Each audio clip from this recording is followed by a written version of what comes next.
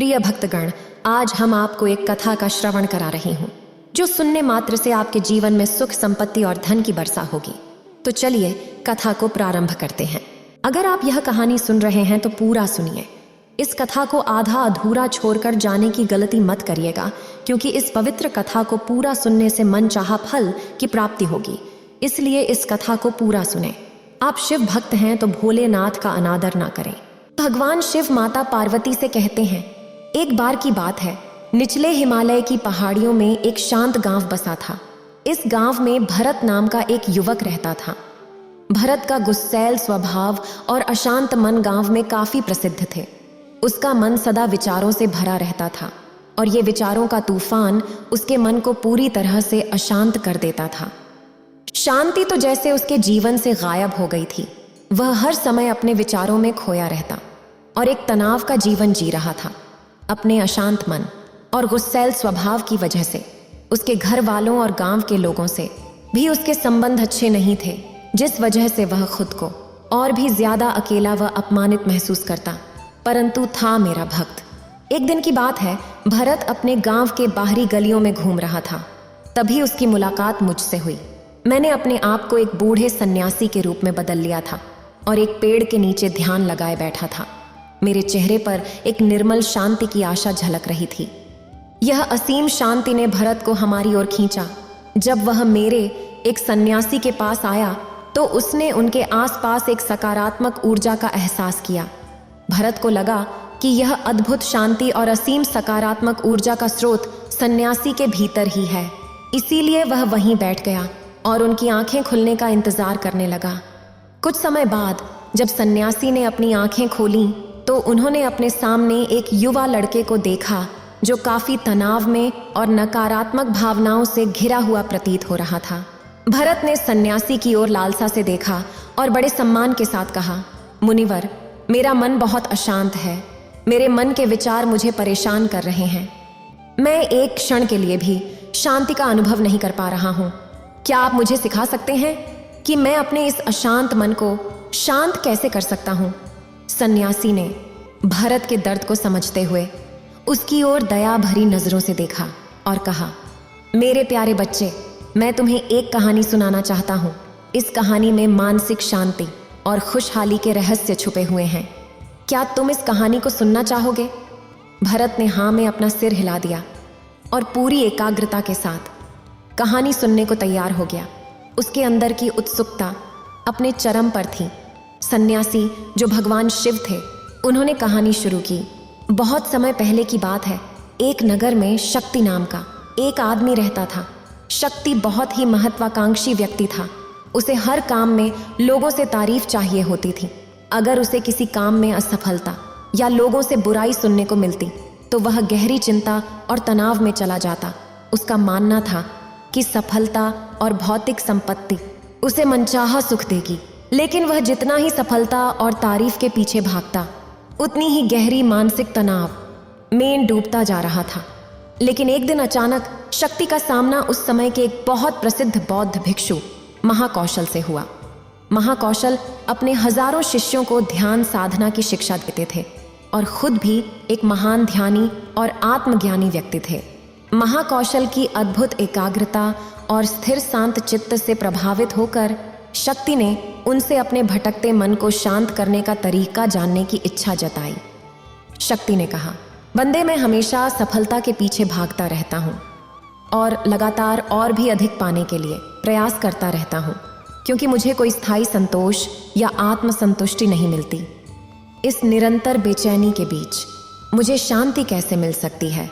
भिक्षु महाकौशल ने शक्ति की ओर करुणा भरी नजरों से देखा और उत्तर दिया, तुम्हारा मन एक अशांत नदी की तरह है जो हमेशा बहता और दौड़ता रहता है, कभी भी स्थिर नहीं रह पाता। अपने अशांत मन को शांत करने के लिए तुम्हें अपने विचारों को बिना किसी रुकावट के जाने देने की कला सीखनी पड़ेगी। सत्ती हैरान था। उसने कहा, लेकिन मैं विचारों को कैसे जाने दे सकता हूँ? आखिर मैं भी तो अपनी इच्छाओं और महत्वाकांक्षाओं से जुड़ा हुआ हूँ। यह सुन भिक्षु महाकौशल मुस्कुराए और बोले, कल्पना करो कि तुम्हारे हाथ में पानी से भरा एक गिलास है। अब तुम जितनी देर तक इसे पकड़े रहोगे, ये उतना ही भारी होता चला जाएगा। और अगर तुम काफी लंबे समय तक इसे पकड़ के रखते हो तो तुम्हारे हाथ में दर्द होना शुरू हो जाएगा। लेकिन अगर तुम अपनी पकड़ ढीली कर देते हो और इसे जाने देते हो तो बोझ खत्म हो जाएगा।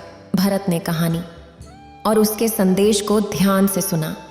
मैं समझ गया कि अपने विचारों और इच्छाओं से चिपके रहना ही उसके बोझ को बढ़ाता है और उसके अंदर अशांति पैदा करता है।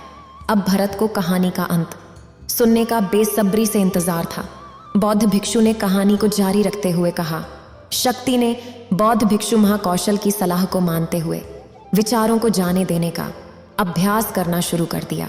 वह अपने विचारों और भावनाओं को आते जाते बिना किसी पूर्वाग्रह के देखता रहता।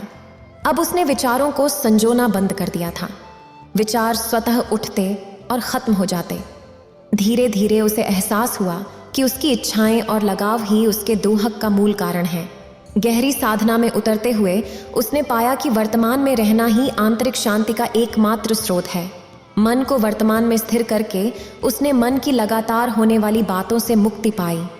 धीरे धीरे शक्ति का मन एक शांत सरोवर की भांति हो गया, जो अपने आसपास की सुंदर दुनिया को अपने में चित्रित कर लेता है।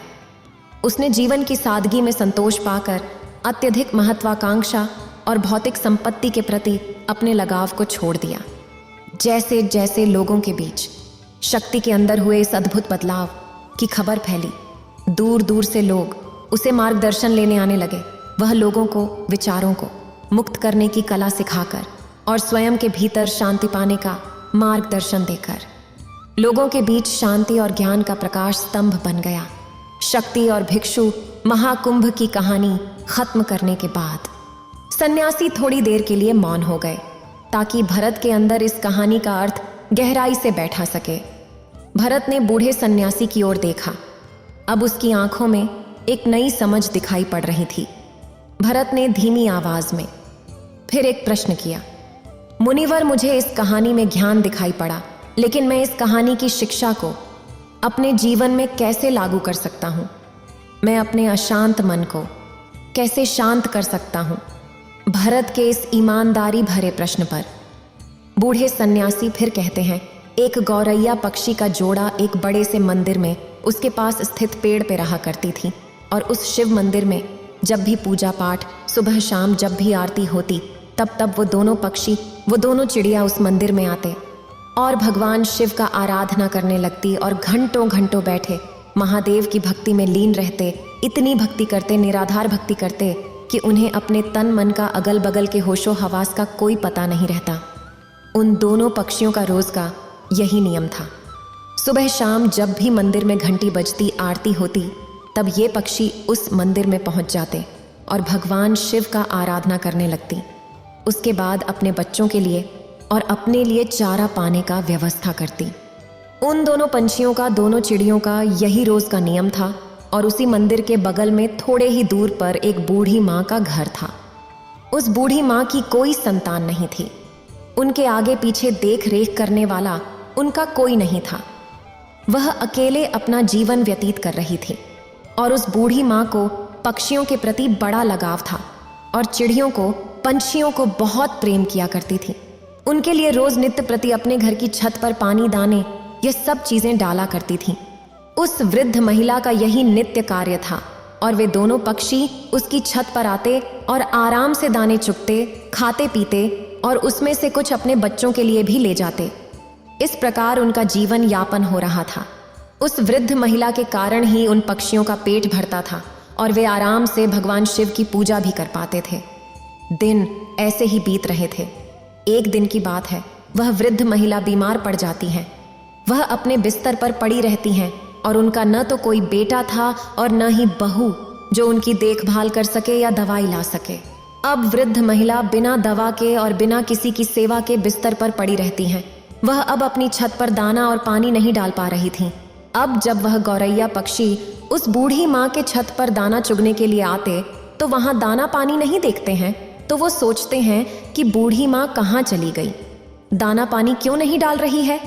इसी तरह 2 दिन बीतते हैं, 3 दिन बीतते हैं। धीरे धीरे वो बूढ़ी माँ कमजोर होने लगती है। बिना दवाई दर्पण के एक दिन उनकी मौत जाती है। अब जब वो पंछी देखते हैं कि बूढ़ी माँ का कोई पता नहीं चल रहा है और छत पर दाना भी नहीं डाला जा रहा, तो वो घबरा जाते हैं और बहुत ही परेशान होते हैं और उस बूढ़ी माँ को पूरे गांव में आसपास ढूंढने लगते हैं, खोजने लगते हैं। खोजते खोजते दोनों थक जाते हैं। तो उसमें से जो मादा गौरैया थी वो अपने पति से कहती है, स्वामी, बूढ़ी माँ का कोई पता नहीं चल रहा है। बूढ़ी माँ कहाँ चली गई? वो हमें दाना पानी दिया करती थी और अन्य पक्षियों का देख रेख किया करती थी। वो कहाँ गई? हमने कितना उन्हें ढूंढा लेकिन वो मिली ही नहीं। अब हम क्या करें? उस गौरैया का पति कहता है कि प्रिय, हमने हर जगह बूढ़ी माँ का तलाश कर लिया, बूढ़ी माँ कहीं नहीं मिली। एक जगह हमने उन्हें नहीं देखा, उनके खुद के घर में। हमें उनके खुद के घर में जाकर देखना चाहिए, शायद वो बीमार तो नहीं। अब यह कहने के बाद वह गौरैया पंछी बूढ़ी माँ के घर चले जाते हैं और जब अंदर जाके देखते हैं तो बूढ़ी माँ अपने बिस्तर पर लेटी हैं। उनके शरीर में कोई हलचल नहीं, उनके चेहरे पर, उनके बदन पर मक्खियाँ भिनभिना रही थीं।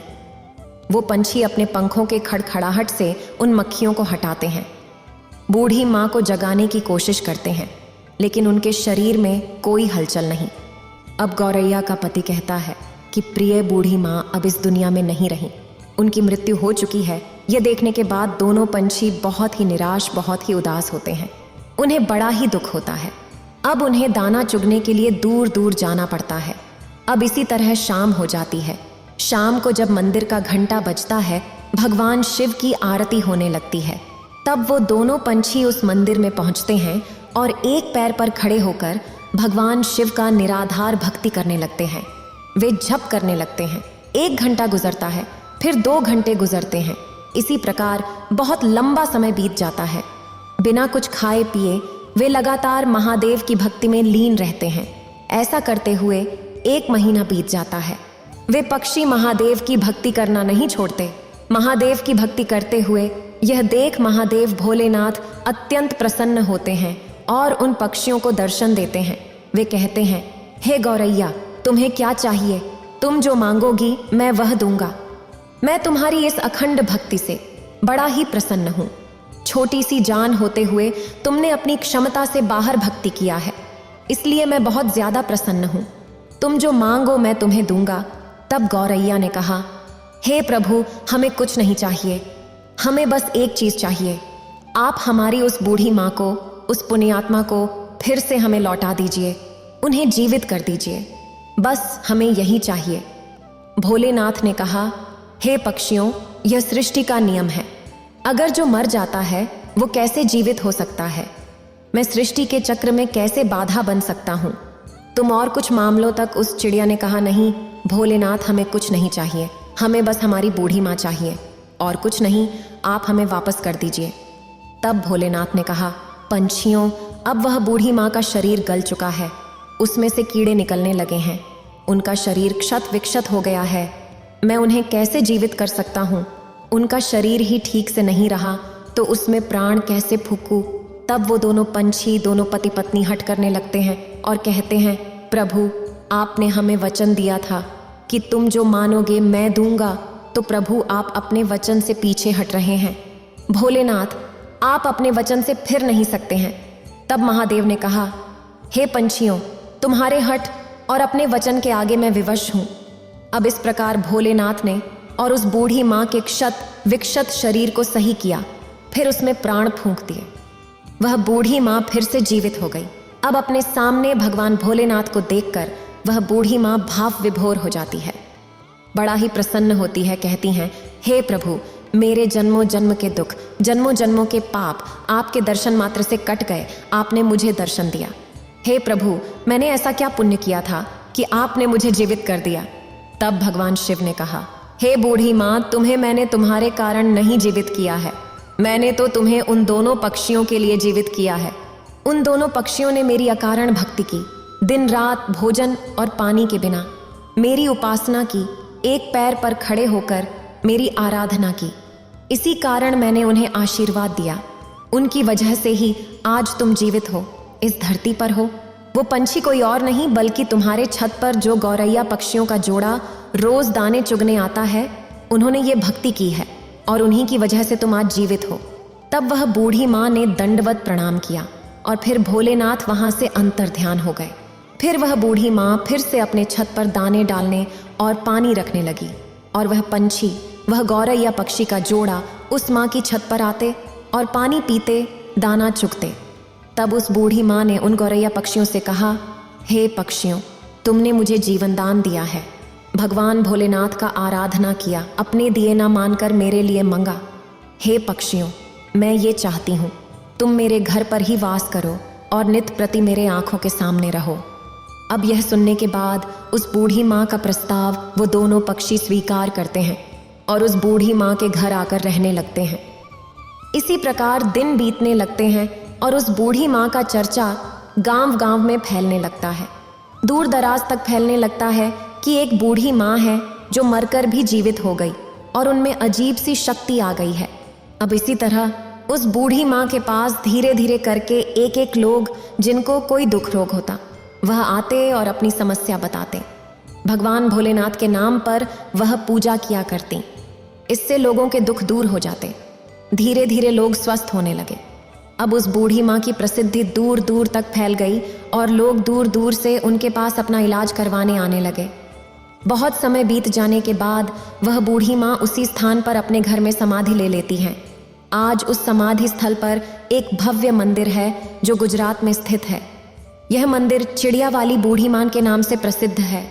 इस मंदिर में आपको हमेशा गौरैया पक्षियों का जोड़ा दिखाई देगा और इस मंदिर की प्रसिद्धि बहुत दूर तक है।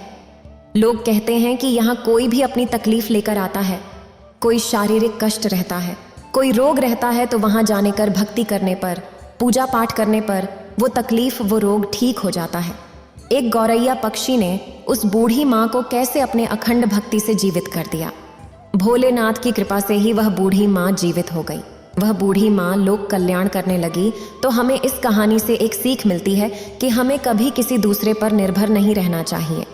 जब तक बूढ़ी माँ जीवित थी वो दोनों पक्षी उस माँ पर आश्रित थे। उनके मरने के बाद वो पक्षी तिलमिलाने लगे कि हमें भोजन कहाँ से मिलेगा। अब इसी कारण उन्हें कष्ट होने लगा क्योंकि उन्हें आदत नहीं था दूर दराज से भोजन खोजने का। उन्हें रखा रखाया भोजन मिल जाया करता था। इसलिए कभी भी कठिन परिस्थिति आने पर हमें अपने आप को तैयार रखना चाहिए। हमें किसी और पर निर्भर नहीं रहना चाहिए। आज वो व्यक्ति मेरे साथ है, कल शायद ना हो। हमें सोचना चाहिए कि अगर वह नहीं रहेगा तो मैं खुद को कैसे संभालूंगा।